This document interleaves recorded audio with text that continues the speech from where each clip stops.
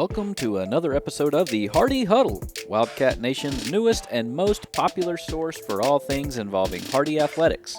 From the Little League dugout to the varsity locker room, the Hardy Huddle is here to cover, highlight, and report on sports scores, news, and program information that helps both you, the student athlete, and our community stay informed and engaged. If you want to be in the know, then you just gotta be in the huddle. So huddle up! For up-to-date information, visit us on social media at the following platforms. We are on Facebook, Instagram, and X. If you want to contact us, just send us an email, dude, at thehardyhuddle@gmail.com. And now, it's game time!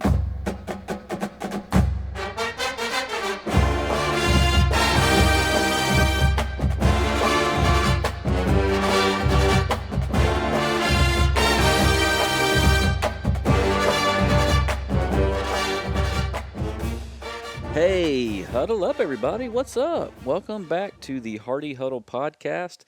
This is yours truly, the host, Ryan Abbott. It's good to be back with you guys. I am still on the injured list, on the DL, as they say, or IL, whatever.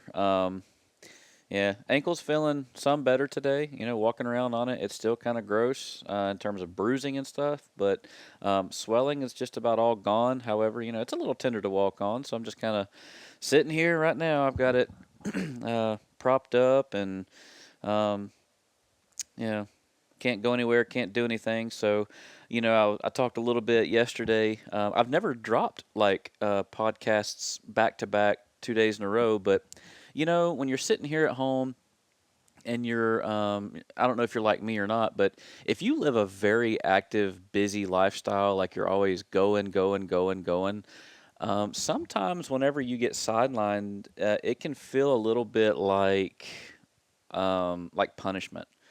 And I caught myself this morning drinking coffee and listening to some of my early morning worship music, and that's just kind of how I kind of do my mornings and just kind of like get my mind right and whatever. So I just kind of felt bad, you know, I was in my feelings, and I just kind of had a moment of clarity, you know, and maybe that was God's way of saying just go enjoy this time to work on the huddle. You know, I mean, what else can I do? So that's what I'm going to do. I'm going to pour myself into the huddle this week because obviously I can't do anything else.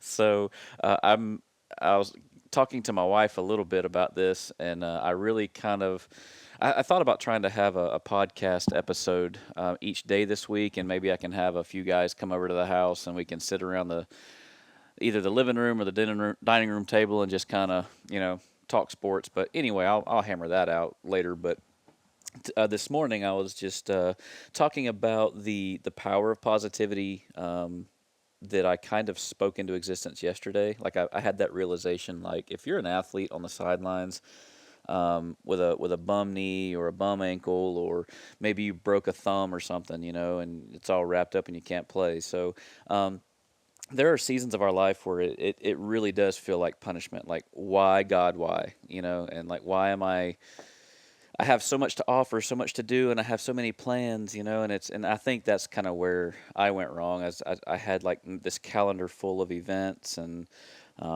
so many irons in the fire, if you will, and I was really excited, to get to go and do, and for whatever reason, you know, things happen. Even at my age, as an adult, you know, if you tweak an ankle, you know, it's here we are. So my plans have changed, but I do get a chance to do a little bit of research, and maybe that was the plan all along. You know, sit down, do some research, put pen to paper, and be able to maybe talk a little more intelligently on some things. And that's what I intend to do this morning. So I would like to talk a little bit about the indoor athletic training facility we have now at the historic Joel Evers Gymnasium. We're going to talk about that.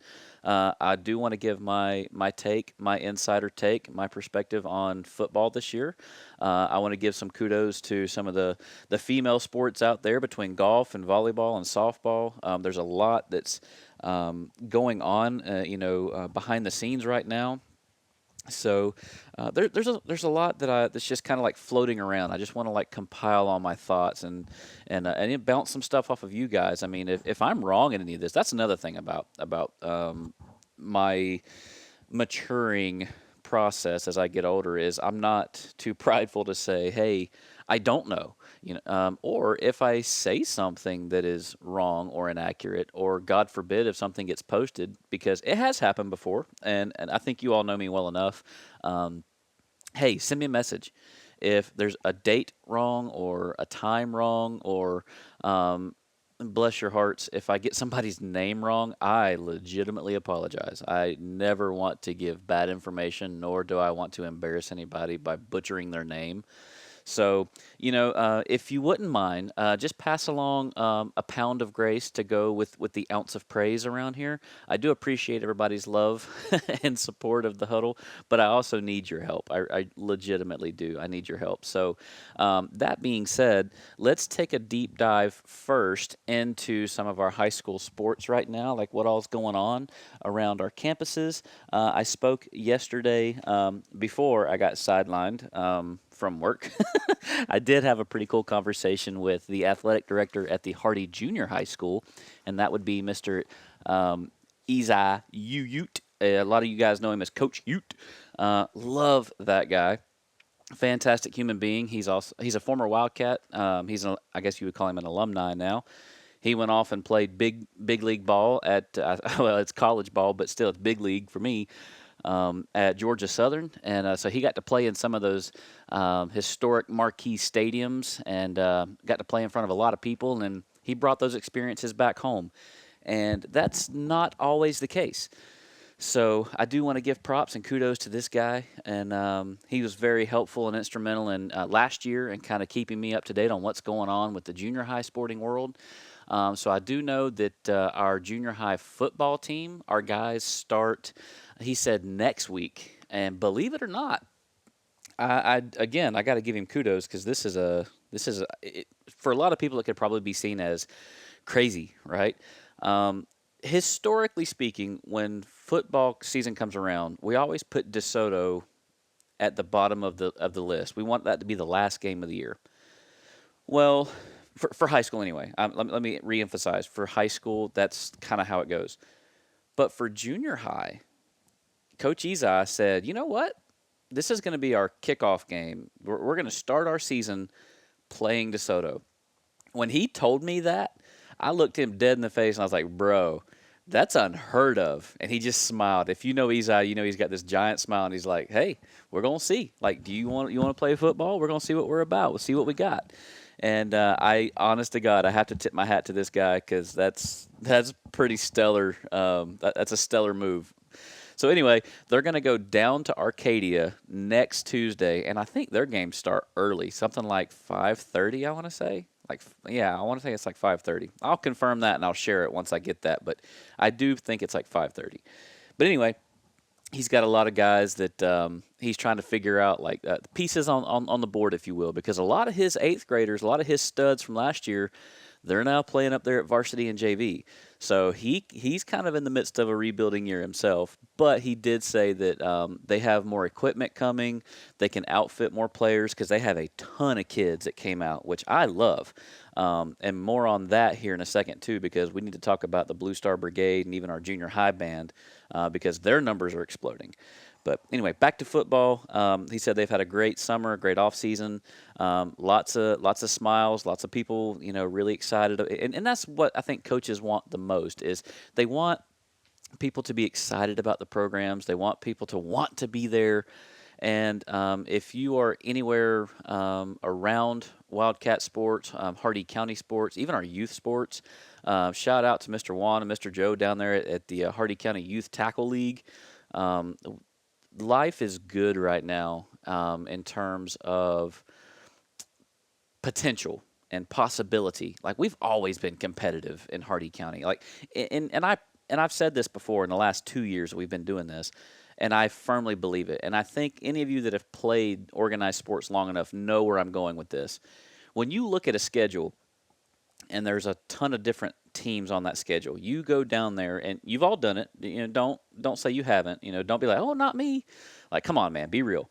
You go down that list and you put little stars next to this team or that team, or you know what I mean? Like, or you circle the big game, like, ooh, that one. So anytime that Hardy shows up on a list, I guarantee you that every team that has ever been on the other side of the 50-yard line of us, or in the other dugout, or across the pool deck, every stinking one of them have looked at the schedule, saw Hardy, and went, we should probably get our ducks in a row at practice this week, because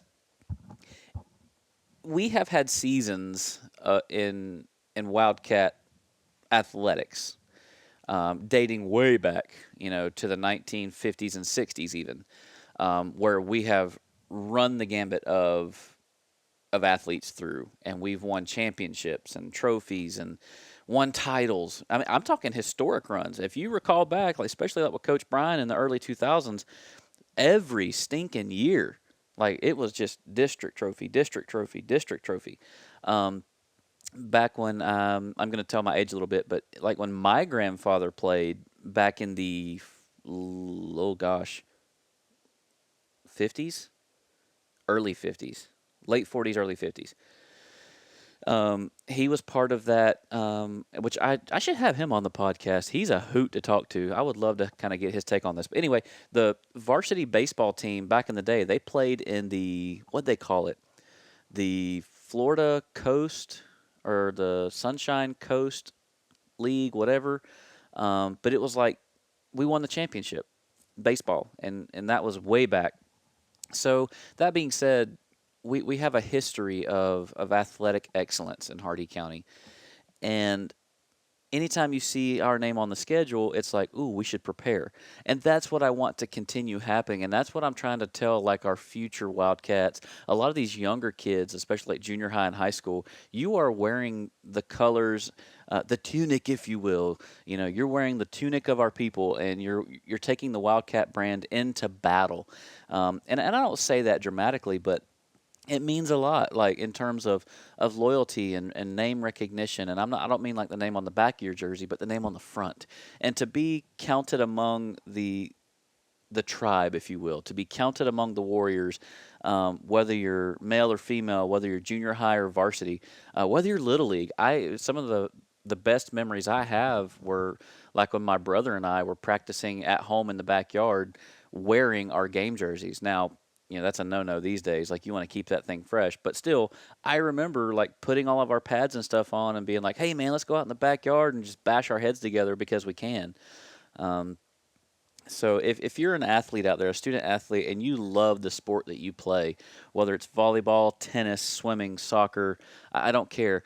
I legitimately and genuinely hope that you continue to foster that sense of love and admiration for not only your sport that you play, but the athletes in which you play it with, and play it with passion.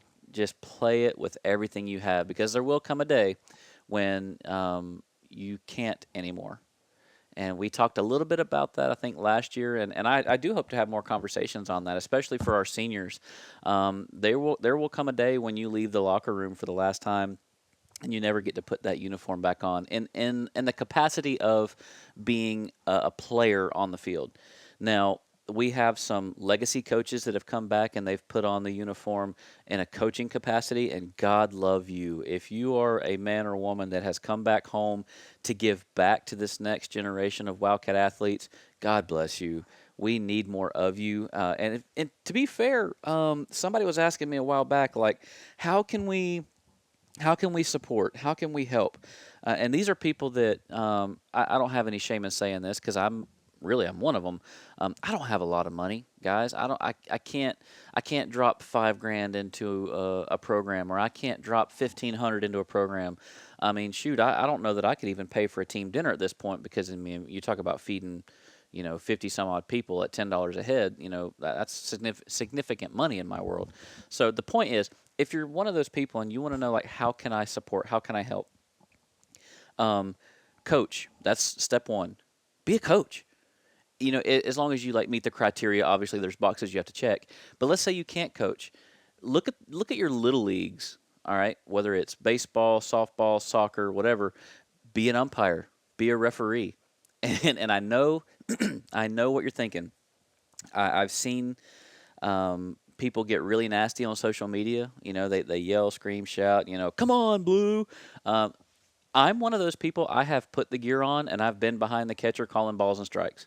It's hard, because everybody's mad at you, and I get it. Nobody wants to do that for that reason. However, if you legitimately want to stay attached to the game, if you want to be part of something, especially at the youth level, then do the hard thing, bro. Whether that's mowing the grass, whether that's chalking the lines, whether that's being an umpire, getting out there helping to facilitate a game so it can happen. Because let's face it, without officials, games don't happen. So that's a great way to give back, and get with your local leagues and see if you can do that. Another way, and probably the easiest way, and I think a lot of people do this kind of intuitively anyway, just be a good supporter, be a good encourager, come to the games, buy a ticket.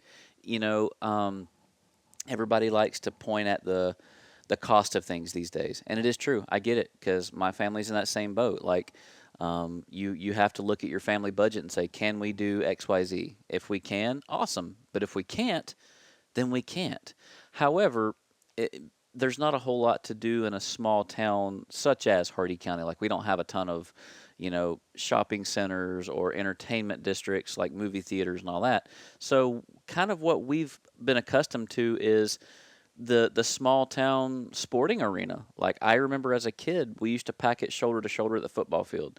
I know when I was in high school, the gym. To be fair, I think we kind of broke fire code, but I'm not snitching.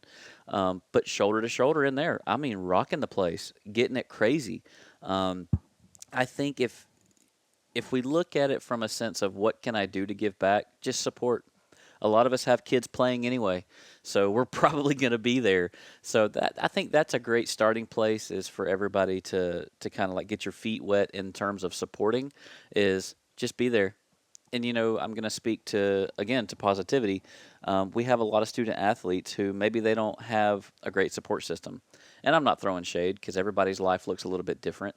But there are kids out there who come to practice or come to games, and they don't have the same level of support that some of the other athletes do at home or from the family perspective. So, being a fan in the sports, cheering on the entire team, you never know what that does for the psyche and the emotional well-being and balance of a student athlete that needs that.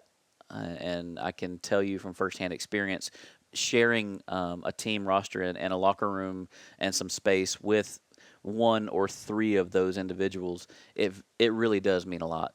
So, and I'm going to go out on a limb here. If you're one of those student athletes that maybe you need that a little bit of that extra encouragement, let us know.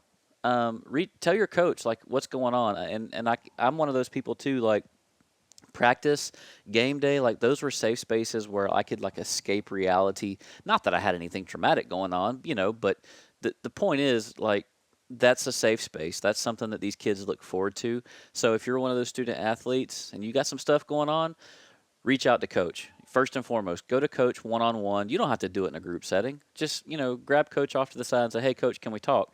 Absolutely. And just be real, be authentic. And that's where one, that's where healing starts, but two, that's where trust and that's where those kinds of things grow, like trust and love. And when you start to rely on people and realize that the longer you serve in the adult world, it's okay, man. Reach out, let them know. Let's take care of each other, and then that's why again we preach the family dynamic here in Hardee County through the mechanism of sports. It just happens organically because you have to rely on each other. If let's say like volleyball played last night, which by the way, shout out on the win, girls, way to go, way to beat Mulberry. Um, you need an entire team. You can't play one v five, right? It's just not going to happen. So you have to rely on the people on defense behind you and around you. If you're on offense, you have to rely. If say you're a quarterback, you have to rely on the offensive line to protect you, to give you a chance to make a play. Basketball, you need the guy that's going to rebound the ball to shoot it to you, to get it out to the key for you, and move the ball around. Soccer, you got to move the ball across the field. It's a team effort, right? So don't dismiss the tools that you have at your disposal as an athlete to grow emotionally and to grow physically. So um, I'm going to move off of that because I feel like I could do an entire podcast episode just on that. And who knows? Maybe we will. I had a guidance counselor reach out, a former athlete, and they're like, "Hey, I got some stuff I'd love to throw your way." And I was like, "You know what? We should probably do that." So, maybe in a couple of weeks from now, I'll get a chance to schedule that out, and we'll have a really cool academic podcast episode because I'm a deep thinker. I like to be stretched a little bit. So I don't know. We'll figure it out. So, getting back to what I was referring to earlier during the intro, the indoor practice facility. This is a thing that has gained a lot of notoriety lately. It's gained a lot of good press, but it's also gained a lot of negative press for various reasons. And if you know me well enough, I'm this is a platform of positivity. So I'm not here to throw shade. I'm not here to sling stones. I'm not here to point fingers. None of that stuff. Okay. So just know that this is not a gotcha episode. This is not a chisme. Ooh, he's calling him. No, I'm not doing that. All right. So here's what I am going to do. I do want to touch on the building itself. Everybody should know if you're from here, but if you're not, hey, I'll let you know. So downtown where the big silver water tower is, just up from the football field, because yes, we do have two water towers. There's the old one by the old skate park on the east side of town. I'm talking about the west water tower. The big silver one, it looks like a giant bulb at the top with a skinny stick. That water tower. Just to the east of that, across the practice field, there's this big red brick gym. And for those of you youngsters that don't know this, that used to be my junior high school. And for a lot of you that are calling me a youngster right now, that used to be the high school. That's right. I think my grandparents went there to that high school, and it was like Wachula High School for a minute, and then it went to Hardy High School. So, but that used to be the old high school. But anyway, I digress. The old gym, let's just call it that. It's actually named the Joel Evers Gymnasium, and he apparently I never knew Mr. Joel Evers. He passed, before I ever had a chance to meet him. But from what I gather, the people that did know him intimately and personally said he was a fantastic human being, former Wildcat athlete, the whole works. So the gymnasium is named in his honor, and it served our community for decades through rec league, little league basketball. We used to call it the old YMCA league. It also served as a gathering place for Wachula Elementary School's award ceremonies. Um, it was used for practices for additional leagues like travel ball leagues. We had like an adult league there for a minute. It was like a weekend deal.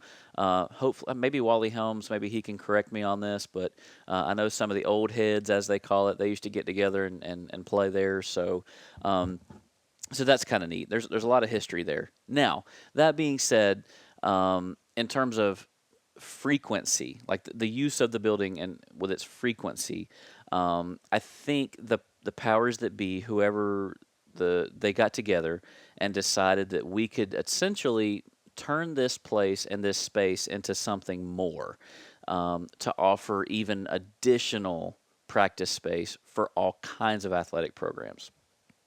And the reason behind that is twofold.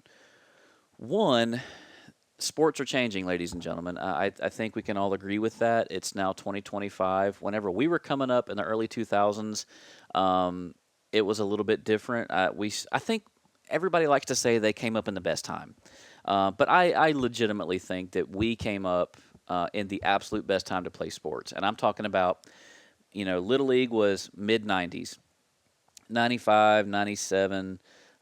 Those were some fantastic times to play Little League football. And then you get into the early 2000s, baseball. Need I say more? Like late 90s, early 2000s, Major League Baseball. I remember those summer games, home run derbies, like sitting on the floor eating pizza rolls, watching TV, and just baseball was electric back in the day. It's far better than it is now. So practices, our coaches, they all kind of had that old school flair, and we practiced with that old school mentality. Now, there's good and bad to that. I'm not saying that everything's perfect, but if you look at statistics, whether it's sports science, health and well being, there's a lot of science out there, a lot of data, and a lot of quantifiable numbers that you can look at because math is math. And as much as I would like to dispute some of the ideologies around this, math is math and you can't argue numbers. So there's a term called wet bulb, and it's exactly what you think in your mind, wet bulb, WET, wet bulb.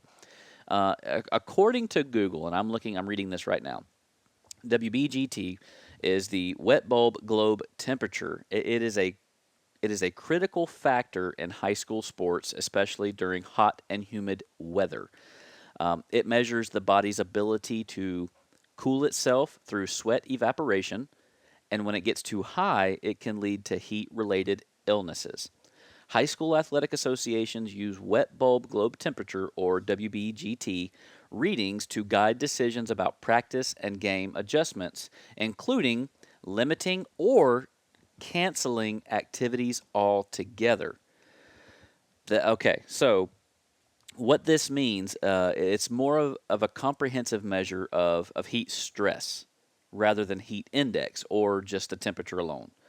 So it considers the temperature, humidity, wind speed, sun angle, cloud cover, all of those things. It's crazy. It also reflects how hot it feels to the body in direct sunlight, which is crucial for understanding the potential for heat related illnesses during physical activity.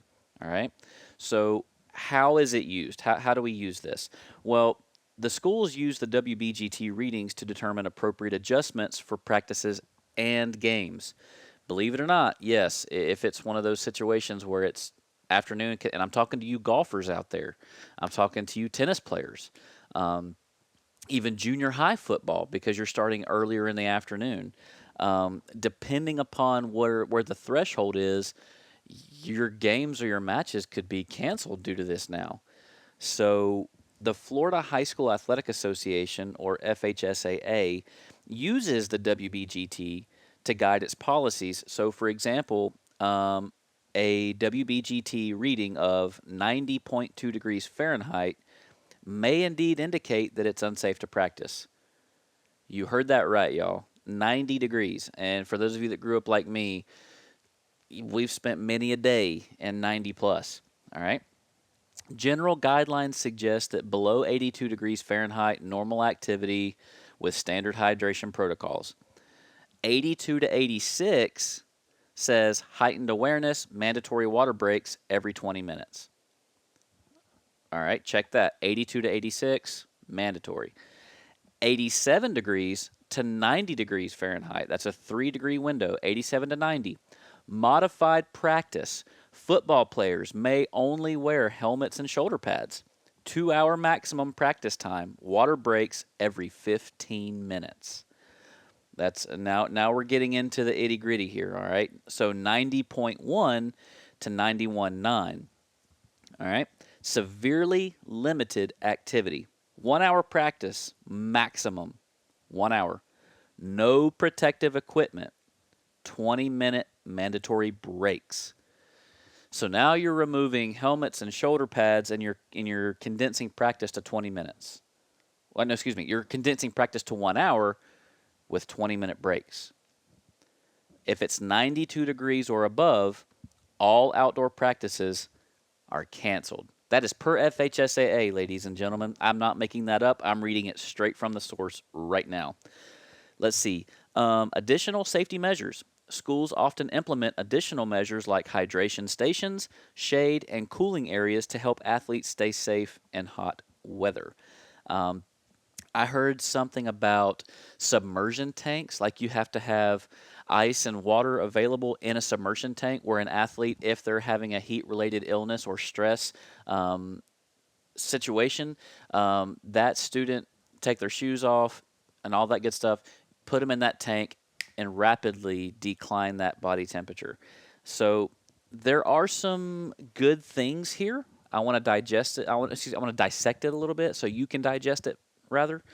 Um, I love the emphasis on player safety. I think all of us can agree on that. If there's a hill to die on here, I think we can all agree right in the middle that player safety is paramount and should be. Because I have student athletes in my house, my kids. I want to make sure that they're taken care of. To be fair, there is an element, and I'm going to ruffle some feathers here.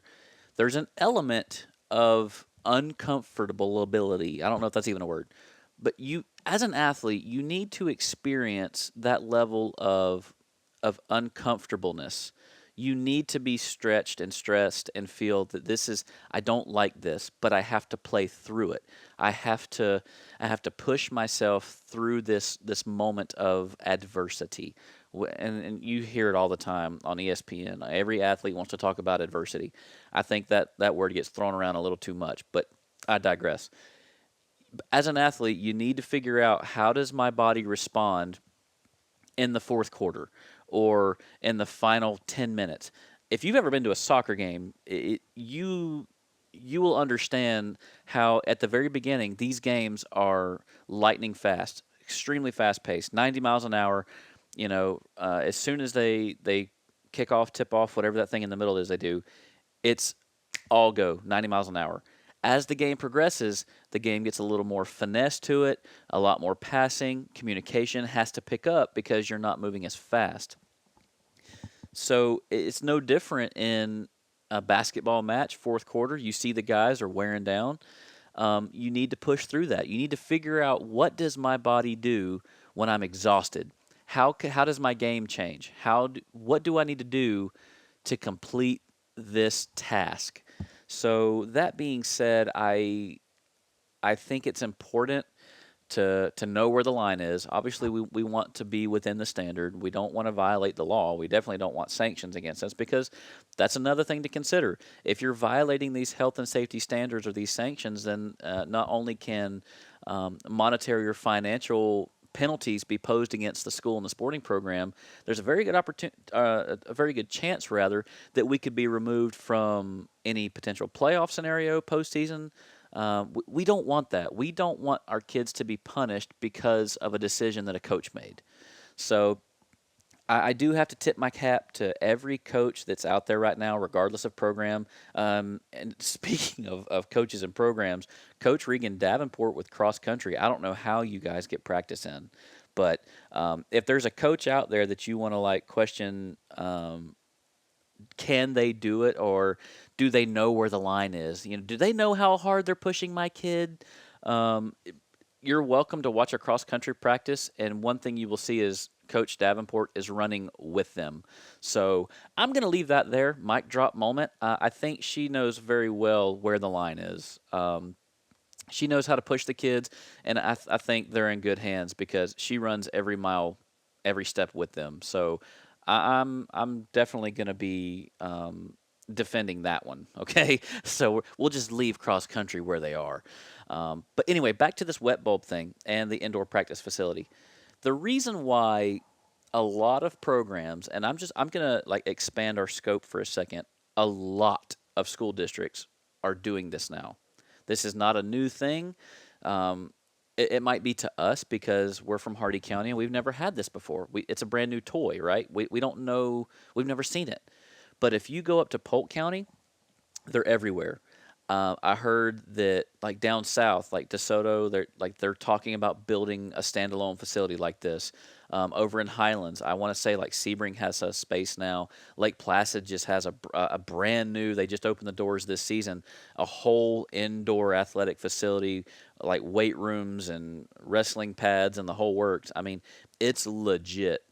And again, and I hate to talk about the dreaded transfer thing, because I feel like high school sports are inundated with this idea because college started doing it, right? And high school sports, like anything else, if this is working for you guys, then we're gonna try it. And to be fair, I hate it. I absolutely despise the redistricting policy, and kids can play wherever. Even though, and I'm not a hypocrite, guys, we've benefited from it. We've had kids come from other programs and play for us. We love you. We'll take you. We will absolutely bring you into the family. However, I still don't like it. I just, for various reasons, and I think we can talk about that later. That's a different topic for a different episode. But if you want to maintain a level of competitive edge, if you want to bring about excellence, if you truly want to offer student athletes something that they maybe can't get anywhere else, or they don't have to go somewhere else, they can get it here, then we have to build it. If you've ever seen that movie Field of Dreams, if you build it, they will come. I think this is kind of one of those scenarios where we're legitimately testing the water here, guys. I'm not saying we have to drink the Kool-Aid day one, but let's see how this goes. All right. If we're talking about student health and wellness and well-being, I think this is a great place to start. Now, I want to dispel some rumors here. The old high school gym, which is now, I don't even know what they're calling it yet. They haven't christened it with any name. I've called it several different things just because I'm not a label guy, but I do like having a name to something because at least in terms of vocabulary, we know what we're talking about. So I'm just going to call it, the indoor athletic training facility. All right. That's what I'm going to call it. The Hardy Athletics Indoor Training Facility. Sure. If you shout out to the Hardy Athletic Foundation. If you guys choose to use that name, I'm not going to charge you for it. You can have it. That's free from the huddle. You're welcome. Yeah, doing my part, guys. Giving back. Look at me go. If we're talking about the athletic training facility, it's not air conditioned. So let's dispel that rumor first and foremost. It is not air conditioned. However, there are several large exhaust fans up top, and when you open those doors and you put in those giant shop fans on wheels, I think you guys know what I'm talking about, the big round ones. You kind of wheel them in, plug them in, and they just blow air just all through that place. When you open the doors and you get the exhaust fans going, believe it or not, it's not air conditioned, so don't get that twisted. But there is moving air, and as an athlete, when you start to sweat, or if you're a welder in a shop, I've spent some time in a machine shop. Whenever you start sweating and you start feeling like that sticky gross, when you hit that exhaust fan, it feels like air conditioned, brother. You know what I'm talking about. Shout out to all my boys out there at Mosaic that are doing it right now. So these athletes are getting that air, that cooling sensation. You factor in some additional water breaks along with that, and it's not a bad place to be, guys. It's really not. It's a very sweet spot. The turf, whoever laid that, kudos to you guys. That was a legit job well done. It's a little weird walking on it, to be fair. I mean, it feels like you're walking on one of those people movers at the airport. It kind of, your feet kind of want to. I don't know. It's weird. You can definitely tell you're on turf, not grass, but whatever. I mean, that's different. That's a different conversation too. Um, but see, now we have a space. Whenever you push those bleachers back, you have the turf, you have the moving air, you have the sun covered, or excuse me, your covered space where you're blocking those direct UV lights, so you're not cooking.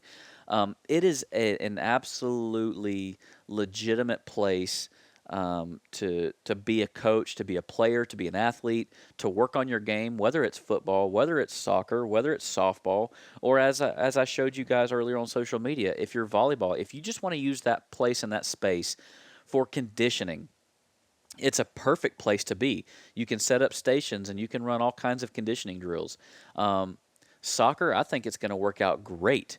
Now I know you don't have the entire field to like work with, but if you want to work on things that are specific to you and your group, i.e., conditioning, or whatever, passing drills, I mean, I think it work out great. Softball, baseball, I know you're not going to be able to get in there and hit the ball, like you would on a major league field or anything like that. But you could definitely work on conditioning. You could do your soft tosses. You could do infield stuff. I mean, the possibilities are endless. Speaking from experience as a catcher, you put a lot of gear on, dude. You could do blocking drills all day in there. It would be absolutely phenomenal for that little piece.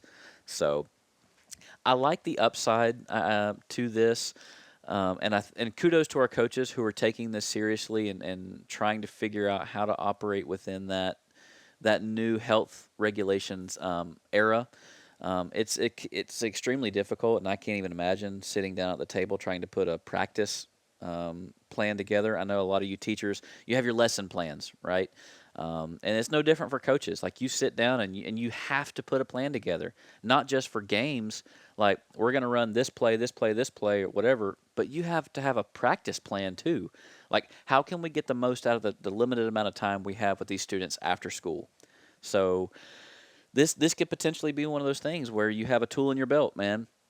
And I would like to go on a limb here and say I don't want to speak for Coach Brian, but I know we've had a few conversations centered around this topic, and he has said, to me blatantly, like, listen, I know we got a lot of hate for this because there were some basketball people that wanted some answers as to why is football taking over, and I'll be the first to tell you football is not taking over. Are they using it right now primarily because of the heat concerns? Yeah. Are they using it because of the rain delays and the lightning delays? Yes. Coach Brian even told me, he's like, listen, if it were not for the indoor practice facility, we probably would only have had one, if not two, complete practices this entire summer and early fall. So whether it's heat or lightning, rain, whatever, they could only practice legitimately twice had they not had the indoor practice facility. So I like to think that the pros are certainly outweighing the cons right now because we're servicing our student athletes with a space for them to be. I don't want to talk too much longer on this because I feel like I've already gone too long on it, so I apologize. There's a lot of info here to digest on this later on, guys. But to finish with it, Coach Brian did say, as soon as the weather allows us, whether that's heat or clarity, so no lightning, no rain, as soon as the temperature dips enough for them not to be in there, he goes, we're out. We are not hogging this space. We're going to pass it off to whoever's next. And to be fair, somebody asked me, how do we schedule practice in that space? And I'll be honest with you, I don't know. This is brand new. We're still like building a plan for this. I would like to think that in time, our athletic coordinators, whoever they are, they're going to have to put something together to where you guys can reserve that space. It only seems fair. Whether it's a Google Drive, a sign-in sheet of some sort, you can, make reservations, if you will, to share the space. I trust, and I would encourage everybody to let's give this season what it is. Let's give a little grace here. We're all learning together how to utilize this, not only this space, but these new regulations. So, but enough on that. I would, I kind of wanted to talk more about the football team. However, I'm already 41 minutes into this podcast, and I went a little long, so I'm sorry, guys. I feel the need to kind of over explain just because of the emotional, um, emotionally charged feeling around it, So, but we do have a lot of things coming up here this week. Between golf, boys and girls golf, volleyball. Again, shout out for the win against Mulberry. They're playing Avon Park Tuesday night, which I'm recording this on Tuesday, so it's tonight. But yeah, so volleyball will be back to back Monday, Tuesday. Wednesday is a good rest day, and then we're back to work on Thursday with golf and volleyball. Friday night, again, I know I talked about it yesterday, but our referee or our official situation couldn't get it done, so we had to push the game to Saturday night, which I'm looking forward to that. I think that's going to be a lot of fun, too. I think everybody should be. It's a little bit different. I know last year we played a Saturday morning game for weather makeup, and then we had to play like a Monday night game for weather makeup. So it's been a weird 2 seasons around here. But that's one thing that Wildcats do best is not only do we go with the flow, but we create the flow. So if we need to, we'll make adjustments and we'll make it work, and we're going to have fun doing it. At least that's my goal. That's my mission. I truly hope you guys have enjoyed this episode. You've just listened to me ramble for 40 some odd minutes. But I hope there's a lot of information that I've helped kind of clarify. If you have any questions specifically about any of this kind of stuff, you're welcome to shoot it to me. I don't mind. I love having these conversations. And if I don't know the answer, believe me, I'll tell you I don't know. But I'll do my research and I'll ask some of our athletic directors, our coaches. I'll try to get some better information because that's kind of one of the foundational pillars of the Hardy Huddle is information, and I want to make sure that everybody has good information. So at any rate, I love you guys. Thank you so much for again supporting the Hardy Huddle. I would like to say personally before we get out of here, thank you so much to Mr. Chet Huddleston. I don't know if you guys can tell or not, but the audio is for this podcast is legit. I'm using his machine right now. He's been so gracious and so kind to loan it out. So thank you so much to Chet and the guys over at Kinbro. This audio machine is fantastic. The microphones, I'm really, really excited, and I'm looking forward to having some more podcast interviews very soon with enhanced audio capability. So I love you guys. Thank you so much. If you want to know more about the Hardy Huddle, just look us up, man. We're on Facebook and Instagram. I would also love to give a shout out to our radio team down at WAUC 1021 The Outlaw, JJ and crew. I love you guys. Thank you for again supporting the Hardy Huddle and keeping this machine moving. So, with that being said, we're going to wrap it up for today. I'm going to try to do another podcast episode tomorrow. Hopefully, it'll be a little more lighthearted, a little more fun, because this one was a little bit heavy, but hey, it is what it is. Stay tuned for more from the Hardy Huddle. Love you guys, and I'll see you later. Bye.